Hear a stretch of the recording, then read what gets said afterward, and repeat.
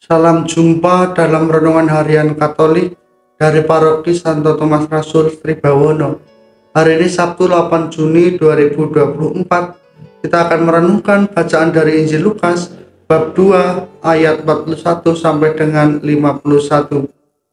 Saudara-saudari seiman, rata-rata diri kita sebagai manusia menyukai kejadian dan peristiwa yang menggembirakan sesuai dengan harapan yang kita miliki. Kita juga menjauhi segala hal yang menyedihkan dan tidak sesuai dengan harapan kita. Peristiwa atau kejadian yang menyenangkan hati akan menjadi kenangan yang ingin sering diingat daripada kejadian yang menyedihkan. Bila seseorang harus merenungkan sebuah peristiwa, ia lebih suka merenungkan peristiwa yang menyenangkan. Dan peristiwa yang menyedihkan tidak ingin ia ingat lagi, bahkan kalau mungkin ia mau peristiwa itu tidak pernah terjadi. Saudara-saudari seiman, pada waktu Yesus berusia 12 tahun, ia ikut kedua orang tuanya, Maria dan Yusuf, pergi ke Yerusalem untuk merayakan Paskah.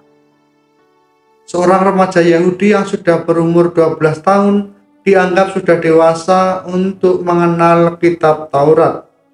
Pendidikan moral kedua orang tuanya di rumah dianggap sudah cukup ketika anak menginjak usia 12 tahun. Mungkin karena Yesus sibuk dengan urusan pembicaraan tentang pelajaran Taurat di Bait Allah, ketika saatnya pulang ke Nazaret seusai perjamuan Paskah, ia tidak ada bersama kedua orang tuanya. Ia tetap tinggal di Yerusalem untuk mendalami kitab Taurat. Mengetahui bahwa Yesus tidak ada bersama mereka, kedua orang tuanya kembali ke Yerusalem untuk mencarinya. Sudah 3 hari Yesus diketemukan di Bait Allah, sedang duduk di antara ulama, mendengarkan mereka yang mengajukan pertanyaan-pertanyaan. Semua orang yang mendengar dia heran akan kecerdasan dan jawaban-jawaban yang ia berikan. Saudara-saudari seiman, bagi Yesus peristiwa itu rupanya sungguh berkesan dan menyenangkan, sampai-sampai ia tidak pulang bersama orang tuanya. Yesus sebagai remaja belajar dari Yusuf ayahnya dalam menghayati imannya, iman Israel, dan taat pada hukum. Tetapi bagi kedua orang tuanya, peristiwa itu membuat mereka khawatir dan resah. Mereka takut kalau sesuatu yang tidak diharapkan telah terjadi pada diri Yesus. Maka ketika Maria dan Yusuf menemukan Yesus di Bait Allah di antara para ulama sedang membicarakan kitab suci, mereka amat sangat senang. Namun perasaan yang senang itu segera berubah menjadi kegetiran ketika Yesus menjawab pertanyaan mereka, mengapa ia berbuat demikian? Jawaban Yesus itu disampaikan dalam sebuah pertanyaan, mengapa engkau mencari aku? Tidakkah engkau tahu bahwa aku harus berada di rumah Bapakku? Bagaikan halilintar menyambar hati kedua orang tuanya. Saudara-saudari seiman, dalam Injil kita mendengar bahwa Maria tidak mengerti makna jawaban Yesus itu dan hanya menyimpannya dalam hati. Meskipun pada akhirnya Yesus juga ikut pulang bersama dengan mereka. Dalam bahasa Semit, kata menyimpan dalam hati berarti merenungkan sesuatu berulang-ulang hingga memahami mengapa sesuatu telah terjadi. Akhirnya Bunda Maria mengerti bahwa dengan jawaban itu, Yesus hendak mengatakan bahwa ia adalah putra Allah yang harus melakukan kehendak Bapanya di dunia ini. Bunda Maria menyerahkannya kepada Allah, peristiwa yang baru saja ia alami. Saudara-saudari seiman, kita kadang tidak bisa menguasai emosi kita ketika kita menemui peristiwa yang mengagetkan dan tidak sesuai dengan keinginan kita, yang datangnya juga secara tiba-tiba.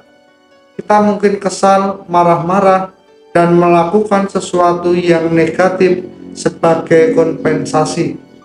Apa yang dilakukan mungkin malah memperunyam situasi yang justru akan menghalangi kehendak Allah terjadi pada diri kita. Hendaknya kita menyadari bahwa kehendak dan rencana Allah berbeda dengan kehendak dan rencana kita, bagaikan langit dan bumi. Dalam konteks ini kita belajar dari Yesus sendiri untuk lebih taat kepada Allah daripada manusia. Marilah kita juga meneladani Bunda Maria ketika menghadapi peristiwa yang tidak sesuai dengan keinginan kita. Saudara-saudari seiman, Bunda Maria sebagai Ibu Tuhan menyimpan semua perkara di dalam hatinya. Hati Bunda Maria yang dikandung tanpa noda.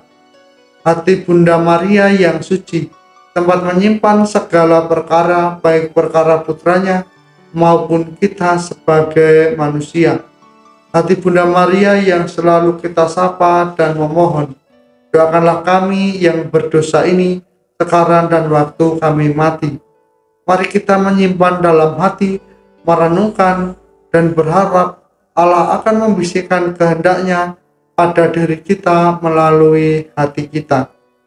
Saudara-saudari seiman, pada hari ini kita belajar dari Bunda Maria untuk memiliki hati yang murni, hati yang tembus pandang, hati yang menunjukkan totalitas hidup kita sebagai manusia di hadarat Allah.